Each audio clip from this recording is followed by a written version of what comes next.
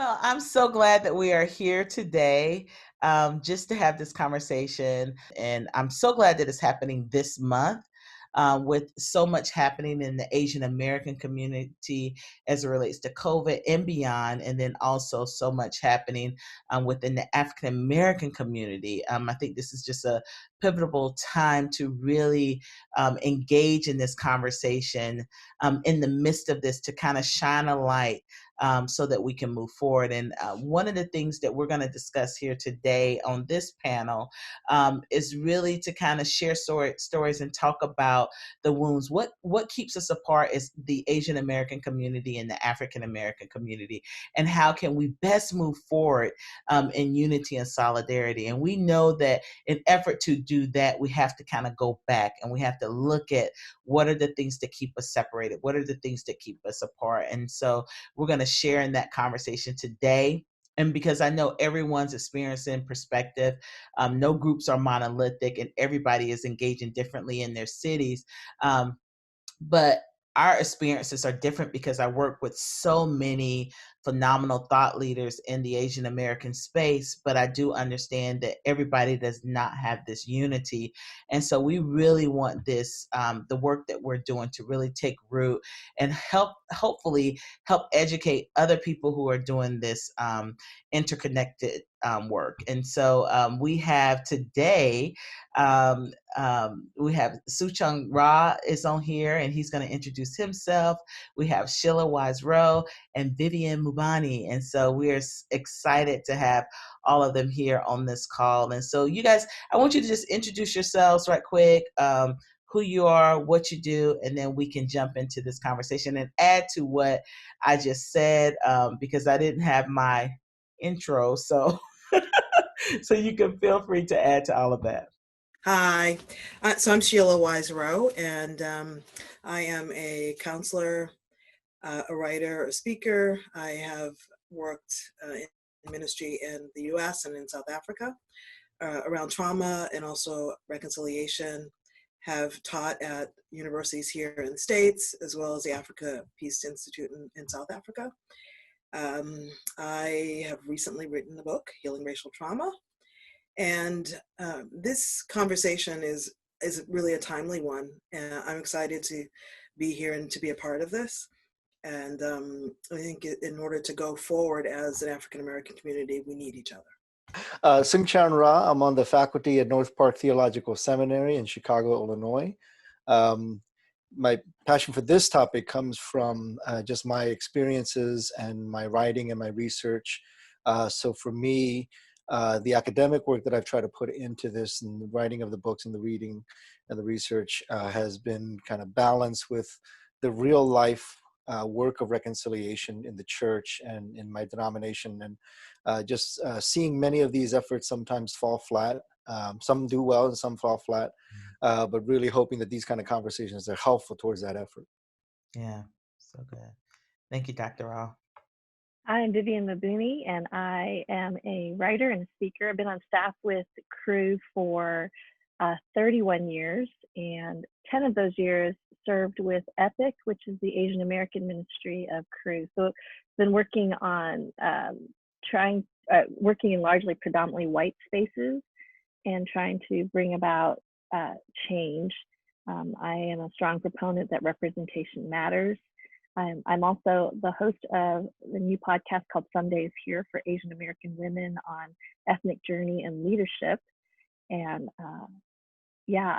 this week in particular I have found myself in tears several times just because of Ahmed and again, another senseless murder, and this whole COVID-19, the just growing anti-Asian racism, and I think just having to look very closely at our history and how that informs what's going on. I think that COVID-19 has caused the country, it's almost like a boiling up of what exists, and now we're looking at what's really there, and it's very sobering. And so I've found it difficult to sleep, to be honest, and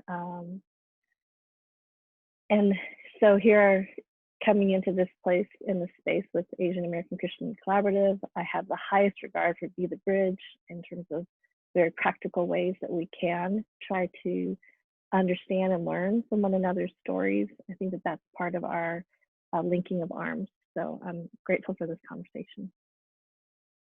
So I'm so grateful for you guys to be here, and we're just going to go ahead and get started. And this is a conversation and a partnership, but just really to even model that that unity and interconnectedness between Be the Bridge and the Asian American Christian Collaborative.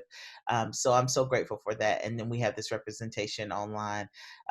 Yeah, there's been a lot happening, and I think we have to realize this is not happening in silos. So I want us to just kind of just go back a little bit and have you share, um, Dr. Ra, you can share just some personal stories of wounds and pain from interminority racial prejudices between Asian Americans and African Americans. Like, are there any personal stories that you may have around this yourselves, or personal stories that you guys have witnessed? Issues in other communities. We want to bring that to the conversation now so we can really talk about that. Thank you, Tasha. I'll say my experience in these kind of intercultural, interracial relationships in the US in particular goes back to where I grew up. I grew up in an inner city neighborhood in Baltimore that was a mixture of different races. It was about a third Black, a third white, and a third recent immigrant, most of us Korean. We had a common experience, which was all of us were poor. And yet, despite that commonality of our poverty and a commonality of our disenfranchisement because of our poverty, despite that, we didn't get along with each other. And that's something that's kind of bugged me for almost all of my life. There's a commonality of our brokenness. There's a commonality of our struggle. And yet, despite that, the racial categories kept us apart. The racial differences kept us at each other, fighting for scraps rather than actually uniting and working together. So that's been a very critical part of my learning and trying to learn about this topic more and more. I've had the benefit, I think, of having these incredible cross-cultural relationships and mentors who have actually helped me to walk through this. As a Korean American, to know some of this story, to read something like James Cone's work, where he really began to see the connection between the blues in African American culture and then kind of the Han experience in Korean culture, Korean American culture, and to begin to see these places of connection. I've really had the privilege of having both pastoral and academic mentors who have spurred me on to think in ways that are different. And Sheila Rowe, who's on this call, Sheila and Nick, her husband, have been incredible friends and mentors and guides for me personally. There have been, pastors like Ray and Gloria Hammond in the Boston area, and Larry and Virginia Ward, and Brian Green, just like incredible African-American pastors who pastored me through this. And it came out of those really profound relationships. And so those kinds of connections, I think, have been some of the answer for me to get through some of the questions that I started off with. Why can't we get along? Why can't we have a common purpose, vision, life, narrative, vision, direction? Because I didn't see that growing up. But thankfully, I've been in these relationships. I've seen that lived out. I've seen that actually bring folks together and to bring healing because of these relationships. That's so good. Why do you think, before we move on to the other voices on the panel, why do you think that we are fighting over the scraps? Like, just the foundation of that. Why do you think, do you feel like we're pitted against each other, or is it because we don't know each other? We don't know the stories. We're blind to the similarities. Yeah. So I think Andrea Smith, who's one of my academic heroes and intellectual heroes, really puts this well, and says that we oftentimes kind of, out of anxiety, out of fear, justified we kind of go into our little silos. Mhm. And when we live in these silos, we end up kind of fighting against each other because of that. So for many Asian Americans, we're battling against Orientalism and this kind of othering, this perpetual foreigner. So we gather together in our silos to kind of, commiserate together. The anti-Blackness in society, racism, and so there's kind of another silo that forms. Sexism, so there's another silo that forms. And what Andrea describes is that sometimes we want to have these oppression Olympics of who is the most oppressed group. How can we, put our agenda first and foremost? But the problem is that all of us, no matter which silo we're in, is under the oppressive umbrella of white male supremacy. So even as we're kind of trying to find the scarce space and to have our voices heard, what we fail to realize is actually we are actually battling this much larger problem. So maybe an example of that would be, especially in this kind of recent case with Ahmaud, the jogger. I mean, this is unbelievable. Yeah. But there's a deeper story there. The story is that how this individual, who again, not a threat to anybody, who is running through, but what anybody of us would do, jogging through the neighborhood, would be seen through the eyes of, in this case, two white men, and they would determine this person is a threat. And that is something that is unique for African-American men, because the gaze of the white male seeing the black man as a threat is a very common misperception.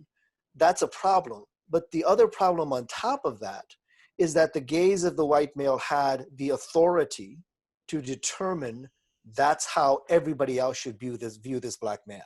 And therefore I could attack him because everybody will agree that this person is a threat because I view him as a threat. Yeah. So that is not just a black-white issue at that point. That some superiority supremacy that says my should be that person. So when the white male looks upon the black male and sees him as a threat, that white male's gaze can actually be determinative for everybody else. And that works with the white male gaze on the Asian female, the exoticizing and the sexualizing of the Asian female. That's because the white male's gaze determines how everybody else views that individual. So the problem is, yes, this one individual was accosted, lynched, brutalized. But the story behind that is the sense of power to say how the white male views the world is the way everybody else should view the world. Wow, that's good. That's good. I wanted to really get underneath that to just really help people who are trying to really understand the brokenness and the things that keep us apart. We have to address that. What's the overarching system that's empowering a lot of this? And so I would love for Vivian, you and Sheila to just chime in to share your personal stories of wounds and pain and interminority racial prejudices between Asian Americans and African Americans, your personal experiences. I would love to hear that. One of the things I want to just piggyback a little bit off of what Yeah. Sun spoke about, this whole notion of that overarching system and the message that is the wanting to communicate a message that also that you don't belong. You do not belong in this community. You as a black man, you have no right to actually run through this community. And that how often those kinds of messages are communicated to us as African Americans. And so I had to think about what was the earliest memory that I had where there was an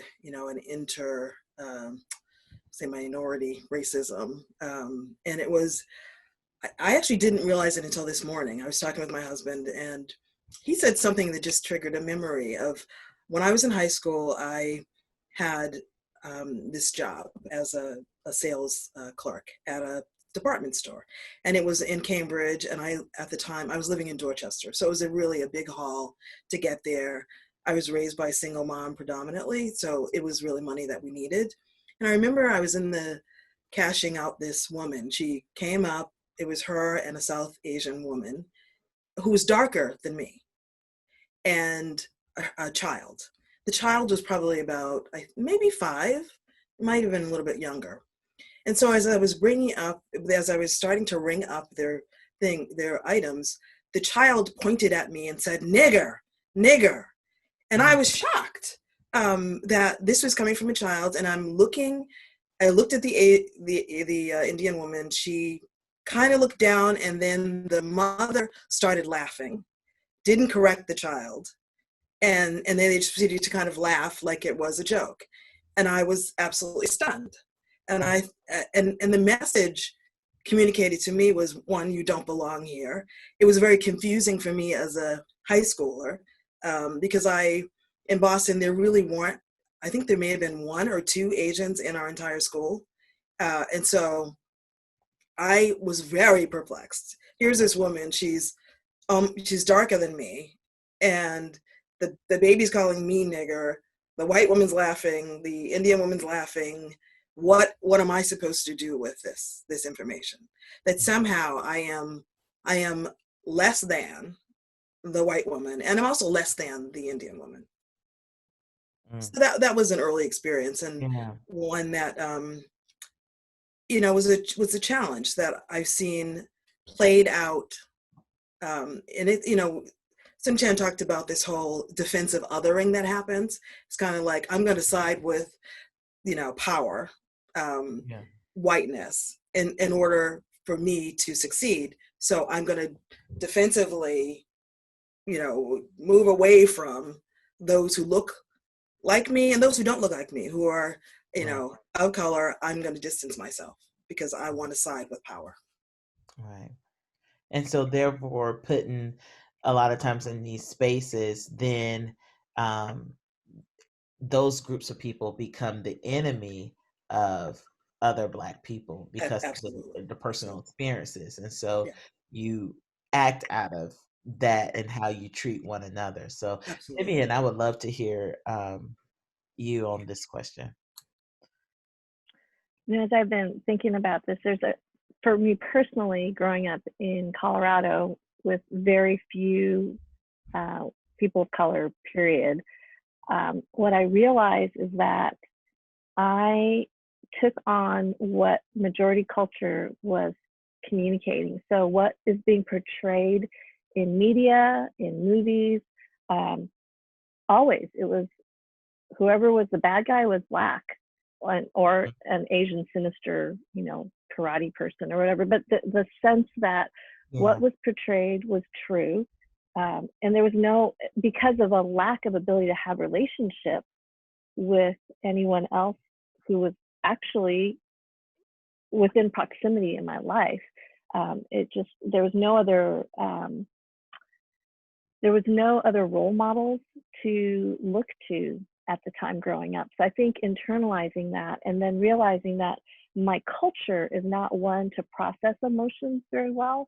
I think we tend to just absorb and push through. And, this whole term of model minority, which typically is referring to Chinese, Japanese, Korean, not the Southeast Asians, but this term was used to pit against African Americans. Like, look, these are also minorities and they're doing well financially. Why can't you just pull yourself up by your bootstraps? So the systemic issues that are there, I think, were highlighted. So for me personally, it was growing up and not having friendships with African Americans to understand history.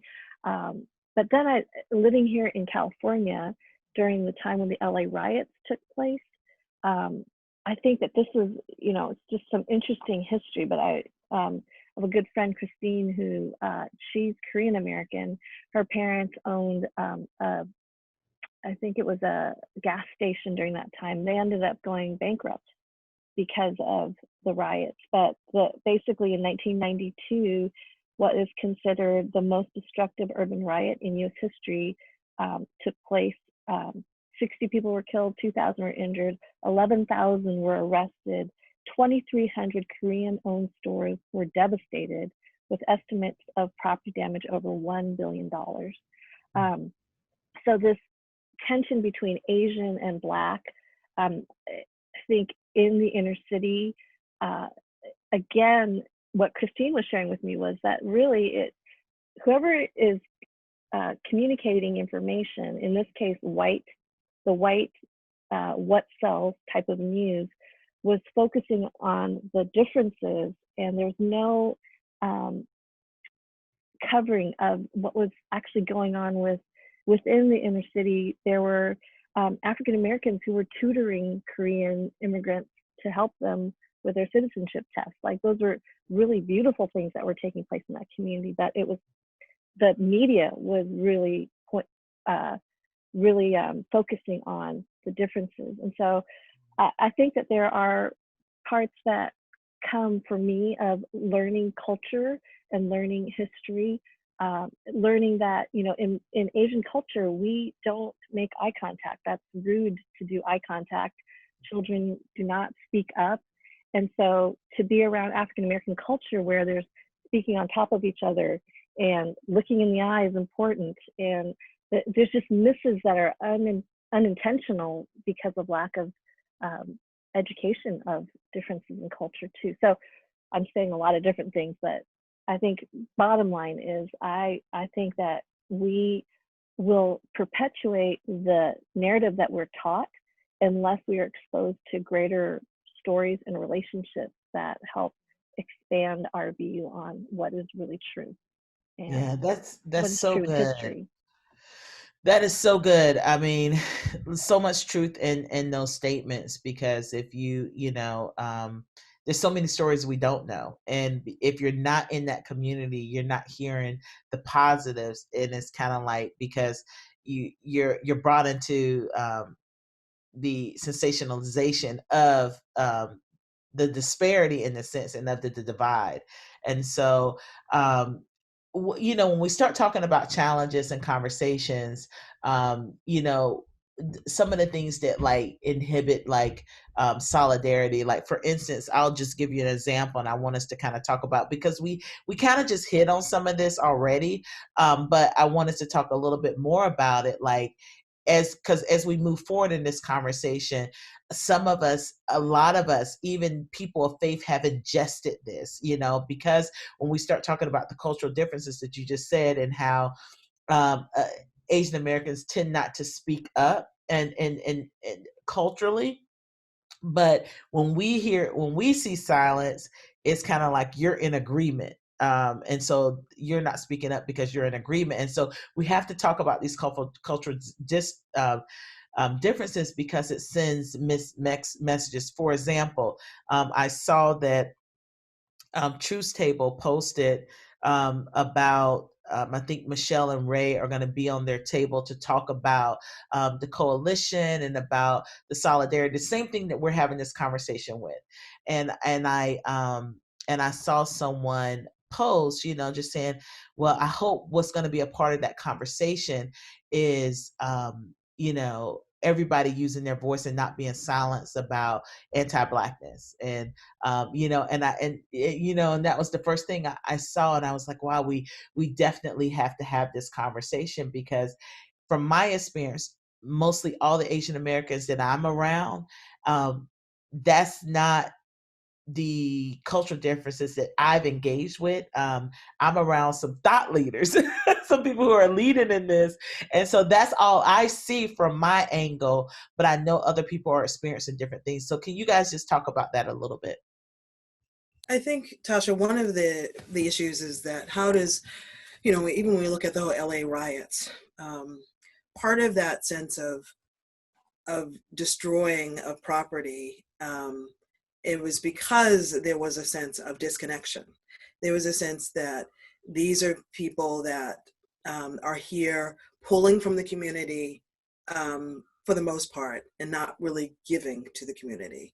And people were literally on the ground having experiences where they felt maligned, they felt ignored, they basically felt, you know, trampled upon by the Asian Americans who were in the community. And that is what people are responding to, the ways in which they have whether it's because of defensive othering or the whole notion of model minority or whatever is contributing to that. The reality is that people on a ground level have experienced the consequences of Asian Americans who have bought into those narratives.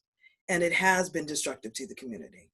And so there has been a message of anti-Blackness. And so whether it was in the schools, like you can't be friends with those people, you can't play with those people, and all the way through college, where it's like, we're going to go to the Supreme Court if we have to, because we think, they shouldn't have any level of favoritism.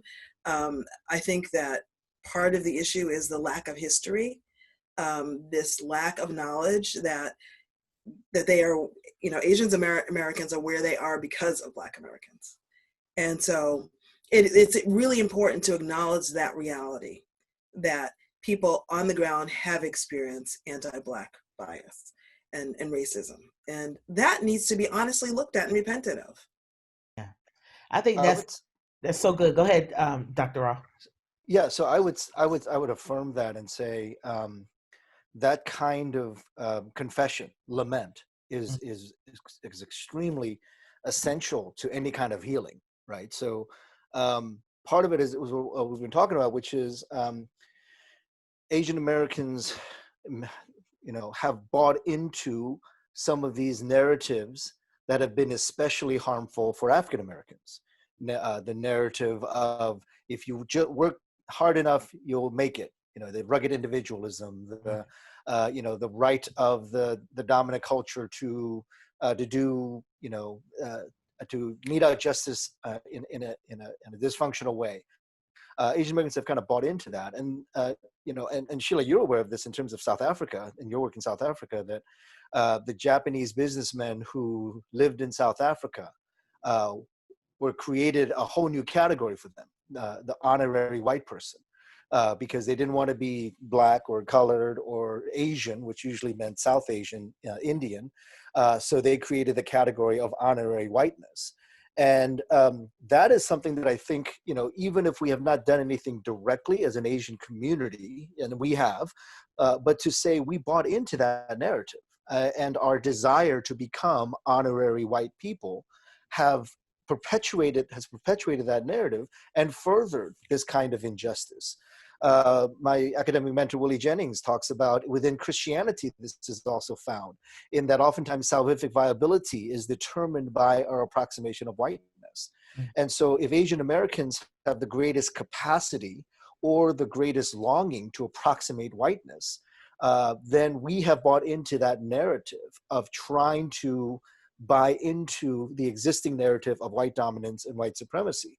And for that, we act out of that. And the examples that you gave, Sheila, are examples of a people group operating out of that kind of assumption about, you're trying to approximate whiteness, therefore you need to be on this side of the equation, on this side of the argument. You can't talk about this.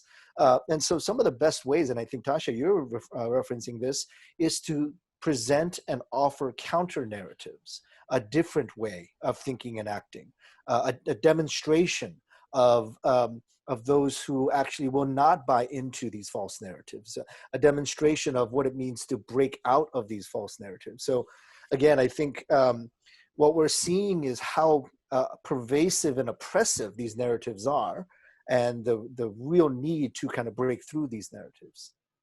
Yeah, I think it's important for voices like yourself and so many others to be heard, that counter some of the narratives that we're seeing, especially some of the issues that can really speak into some of these issues, and especially as it relates to when we start dealing with affirmative action and in the colleges and all of those things. It's like we need the Asian American community to raise their voice and remind people of the historical factors. So I think that's those are some key components of this. It's like there's like this work of horizontal work that we have to do across together, lock arms together as the African American community and the Asian American community. But then also there's this vertical understanding and deep dive work that has to happen within the Asian American community and also within the African American community.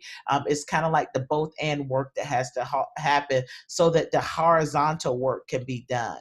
And so Vivian, that's why I love that what you're doing on your podcast, like you're bringing up some of these things and having these conversations vertically so that some of this work can be done horizontally. Dr. Rod, you brought up lament. And, and I think we just perfectly segue into that when we start thinking about the LA riots, when we start thinking about, historical factors. And then there's so many other things, like you brought up the issue in South Africa. And then someone even brought up some issues between um, um, um, Asian Americans in Uganda that I had no idea about that particular history. But you brought up lament, and I know you wrote the book that I always recommend, Prophetic Lament. And I think Sheila quotes it in her book. I quote you in my book. I use, when I do my trainings, I use your quote on.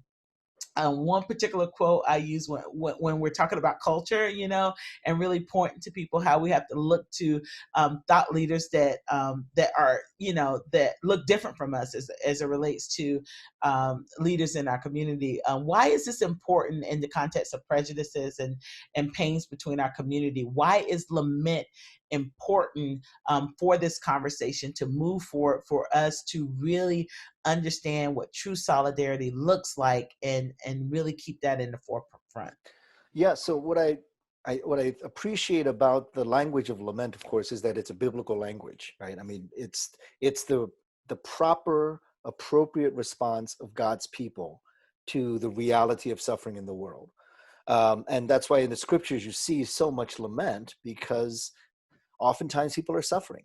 And Israel, God's people in the Old Testament, praised God 60% of the time, but 40% of the time they lamented.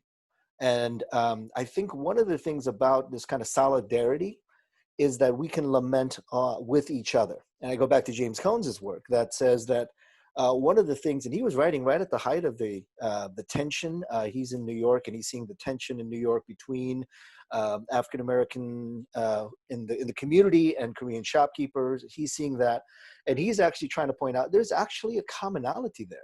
That the blues that express this lament, this kind of corporate lament that comes out of the African American community, that kind of blues and lament are also found in the Korean community, which has experienced a lot of suffering as well. So I think one of the things that we struggle with when we kind of deal with intercultural, interracial, is that we want to celebrate our successes over and against the other, right? So we say, hey, look at all the Asians in Ivy League schools, and they should hang out with the blacks from the Ivy League schools. And what we end up doing is kind of celebrating the successes mostly by the ways we've succeeded in majority culture. But I think what lament calls us to is actually to find a commonality of our suffering, a commonality of our brokenness. And that all of us, because of this oppressive systems and oppressive narratives, have suffered. And I would even include in that white Americans have also suffered. The trauma, and this is my Mark Charles and I's latest book, that there is a trauma that white people have suffered because these narratives of white supremacy haven't helped them either. We saw this in the 2016 election where marginalized white Americans had nowhere to go. They had nowhere to turn because they realized that this narrative wasn't working for them either, of white supremacy. And even more so, the commonality of Asians who in some sense have flourished, and not in others, but some have flourished in this white supremacy, to actually say, no, there's a commonality here, there's a brokenness, and it requires lament. And that's where I think hearing each other's stories, the story of the civil rights movement, the story of the slave trade, and in the other way, to hear the story of internment, the story of abuse of Chinese laborers, the story of Korean comfort women, the Cambodian genocide. Those are things that are stories that we share, and that our commonality is not in, hey, look, we all won and are victorious and we're great people now. versus actually the most common denominator for all of us is probably suffering, is probably lament. Sheila, you write a lot about healing racial trauma, and you say it's not enough for us to pursue healing. We need to also become resilient in this. Can you talk a little bit about what it means to find healing in racial pains and how to take those next steps into resilience? What does that look like? Yeah.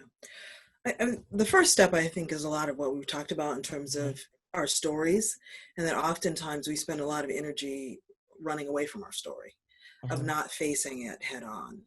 And so whether it's our history and how racism has affected us over generations, or even, currently interpersonally, or what is happening in society, and that stopping to actually look at it, not medicate, not run away from it, but to honestly look at it, and to and I partner this with lament, as Sun Chen spoke about, that sense of coming together with others, who can see and acknowledge and validate the pain and the suffering that has occurred.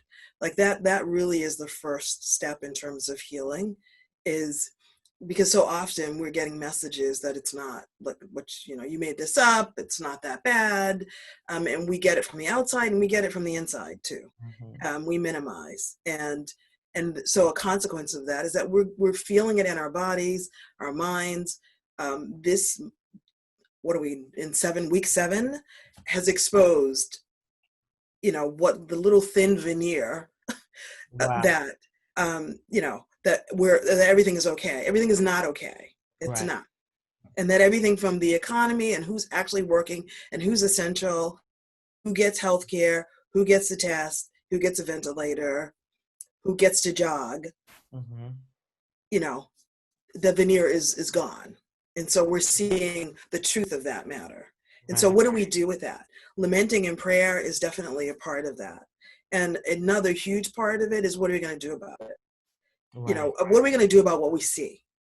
Mhm. And I feel like some of the conversations that I'm seeing right now, is a lot of "I'm sorry," and you know what, I I'm beyond sorry. I'm sorry. I want to know, what are you going to do? Right. Right. Be sorry. I get that. I get that empathy and the connection. But what are you going to do about what it is that you have seen? Yeah. Because you can't unsee what you saw. Right. And so building resilience, really is one of, how do we, as Black people, as people of color, bounce back in a way that we're stronger. And that really is going to require our dealing with what is happening.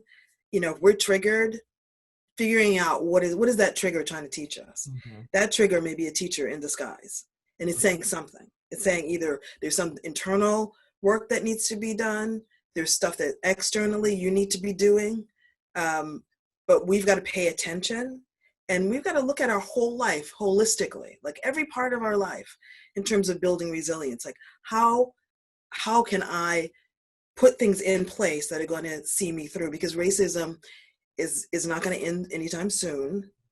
And so in order to survive and to thrive, we've got to be really intentional about taking care of our soul, because no one else is going to do it for us. Yeah. Because it's not going to go away when it's not a headline. It's not going to Right. Yeah, away when there's a vaccine for exactly. Yeah, COVID-19. It's just going to reinvent itself in another way. These issues, this yeah. is illuminating a lot of Oh, issues yeah. in how people see, Yeah.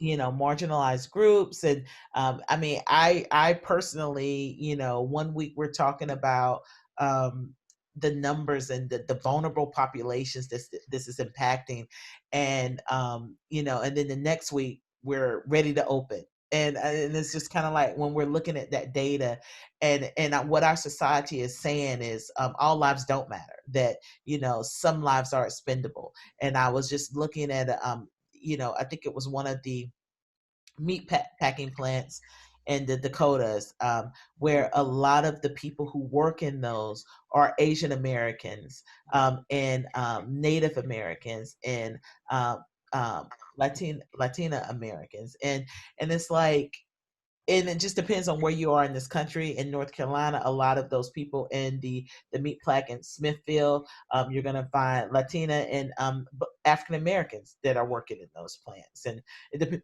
depends on where you are. But those are those vulnerable populations that are suffering. So I think this is important for us to remember, is that this doesn't go away. Racism doesn't go away when the headline is not there. It's like we have to keep continuing to engage in this, even when it's not in the headline, even when people are not thinking about it. We have to keep talking about it.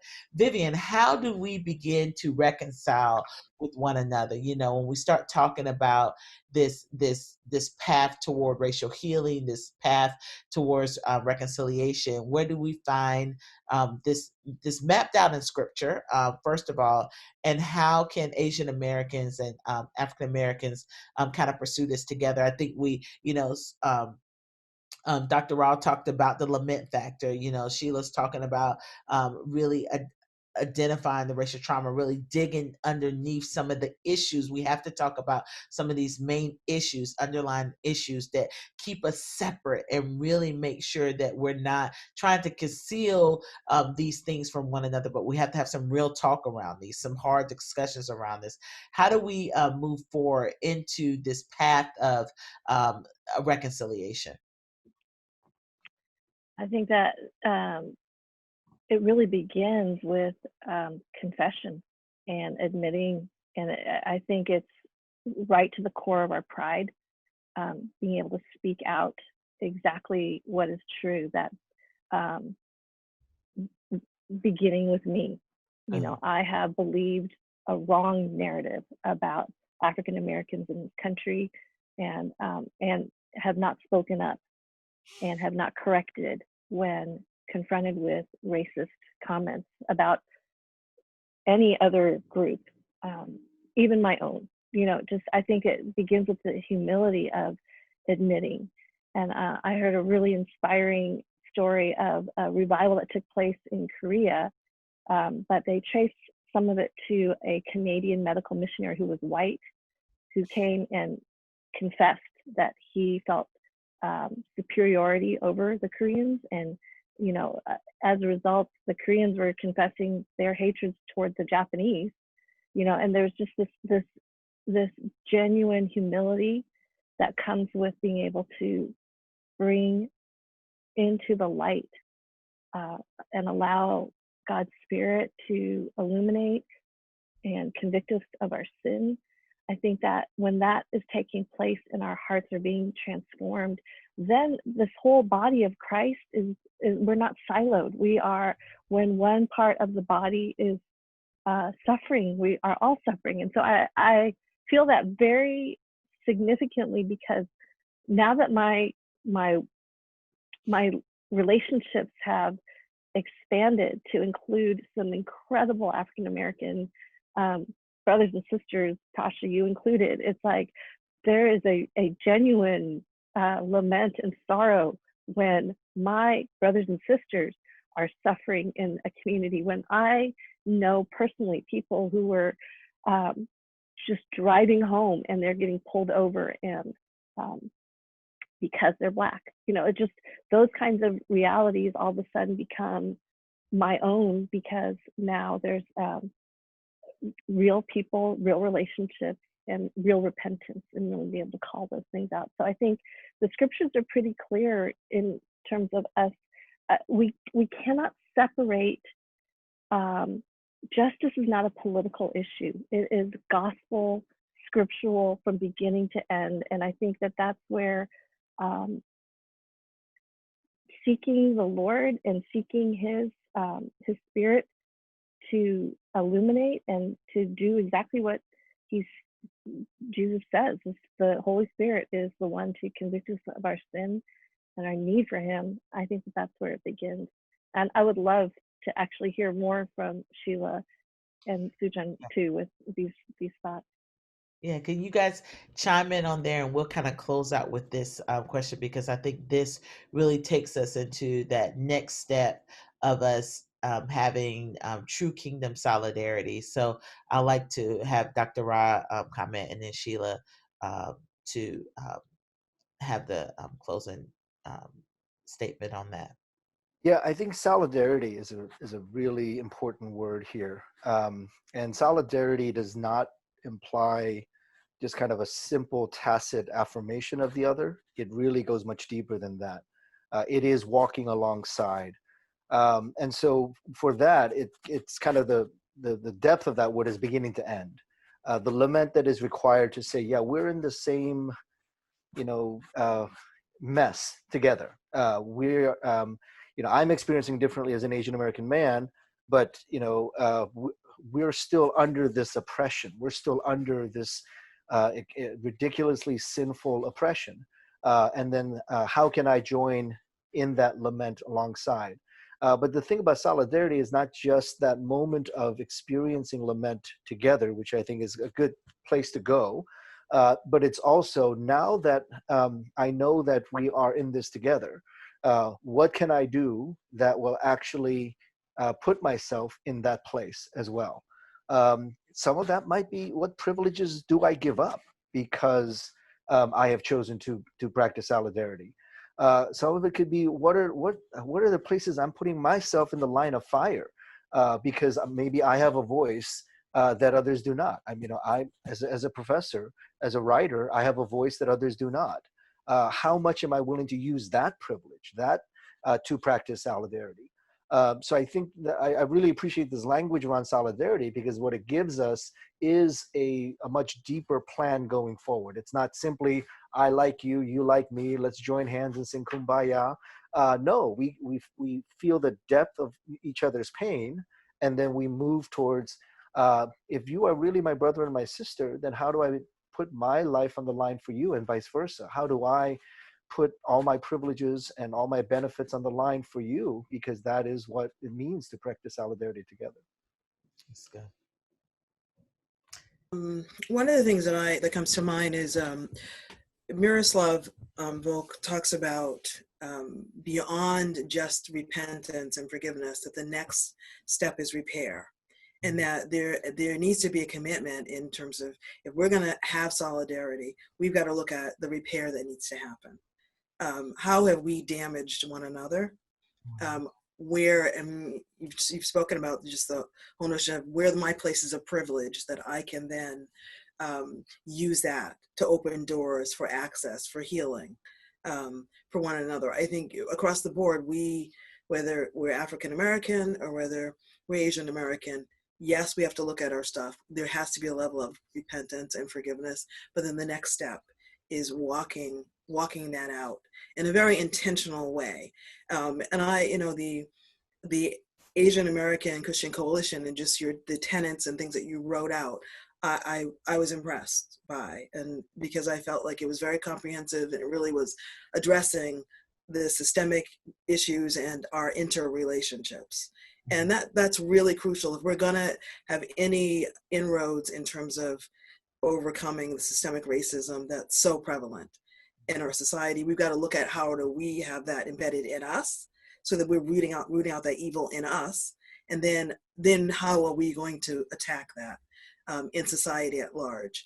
And so we've got to figure out what are the joint actions that we can take together and whether that is supporting one another on an emotional level, walking through with trauma and in prayer, but also in terms of action, that it has to be more than just a hashtag.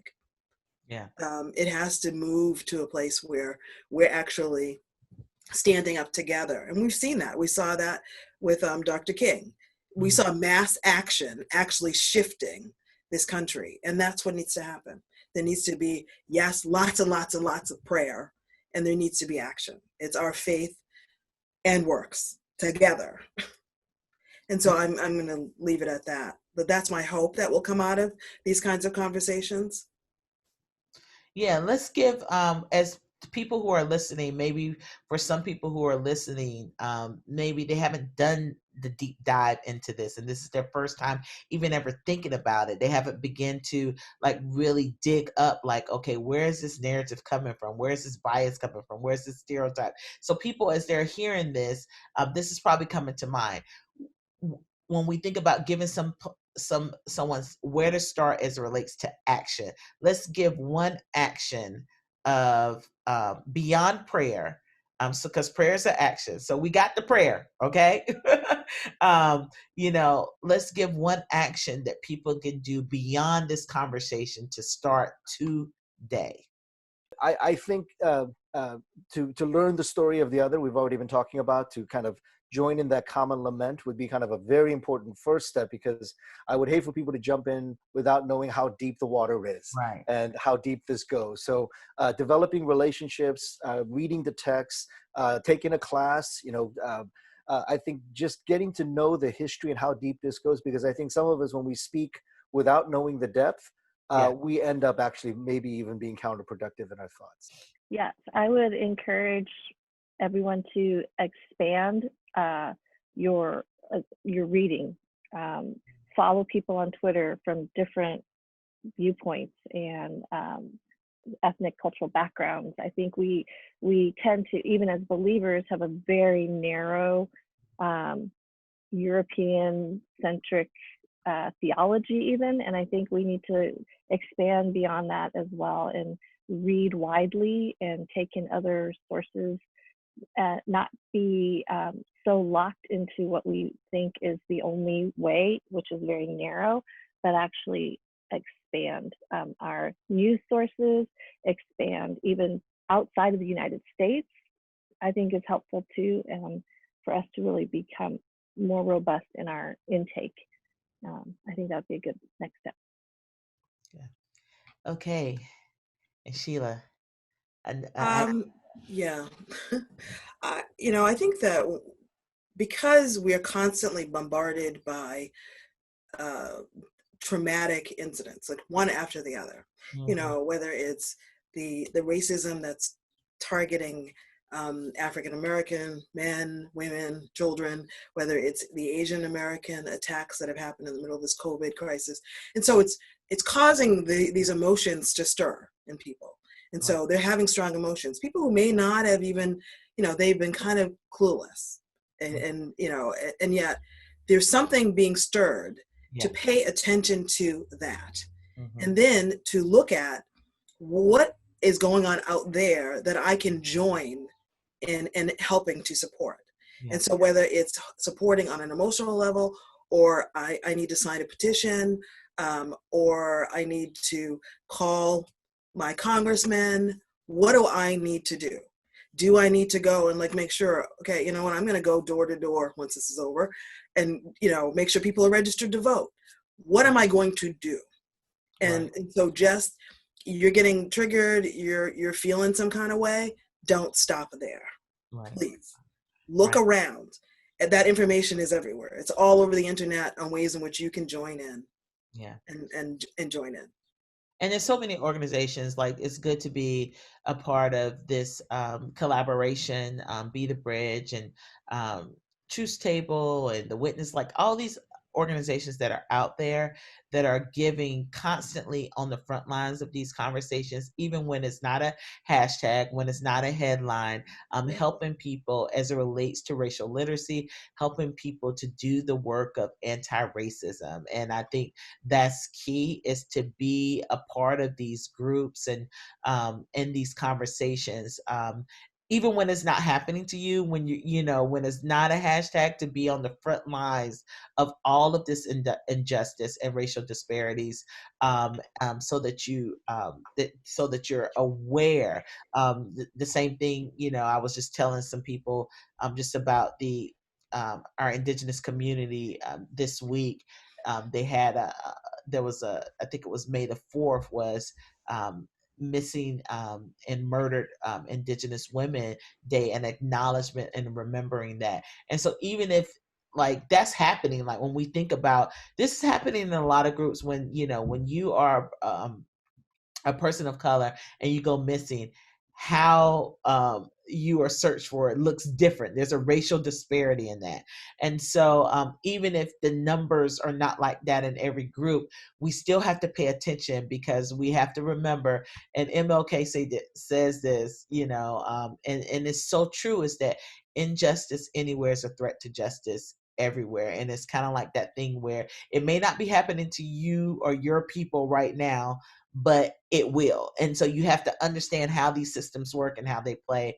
And so I think it's important for us to really lean into this conversation and put action to our words. And so us, getting up close and lamenting these historical factors that divide us, that separate us, that tell us lies, to really confessing those things, and then dealing with the trauma that this has caused, and then looking in ways, how can we heal and move forward in restoration, and justice together, and with action. So this is just the beginning. We cannot do everything on an hour panel discussion. This only thing we did was begin to scratch the surface just a little bit. There's a deeper dive that has to happen, and that's going to happen in the personal work. This work of reconciliation is not a checkbox that you check, but it's a lifestyle that you live and commit to, in every breath that you take. And so